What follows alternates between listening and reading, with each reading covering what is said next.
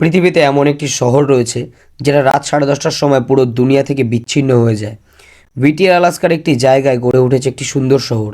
আর এই শহরে রয়েছে মাত্র একটাই বিল্ডিং, আর এখানে পৌঁছানোরও একটাই রাস্তা, 4 কিলোমিটার লম্বা একটি টানেল।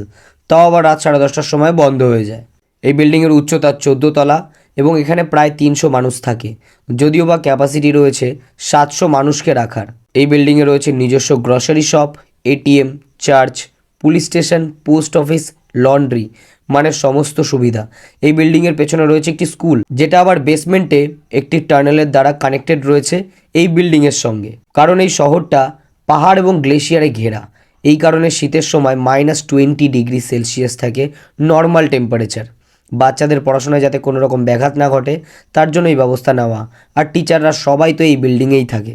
1953 সালে মূলত আর্মিদের জন্য এই বিল্ডিংটি বানানো হয়েছিল। বিল্ডিংটিকে ফায়ার প্রুফ এবং আর্থকুইক প্রুফও বলা হয়। এই বিল্ডিংটির নাম বেগিস টাওয়ার। 1964 সালে আলাস্কায় সবথেকে বড় আর্থকুইক এসেছিল দ্বিতীয়বার। আর এই আর্থকুইক বা ভূমিকম্প 9.2 মেগাটিউডের ছিল। 4.5 মিনিট ধরে হয়েছে, তাতে কোনো রকম ক্ষতিগ্রস্ত হয়নি বেগিস টাওয়ার। আরও মজার বিষয়, এই বিল্ডিংয়ের রুফটপে রয়েছে একটি হোটেল, এয়ারবিএনবি হোটেল রয়েছে, যেখানে গেস্টরা এবং ট্যুরিস্টরা এসে থাকতে পারবে। এখানকার মানুষ ফিশিং এবং ট্যুরিজমের ওপরে ডিপেন্ডেড। ব্যাপারটা কিন্তু বেশ ইন্টারেস্টিং।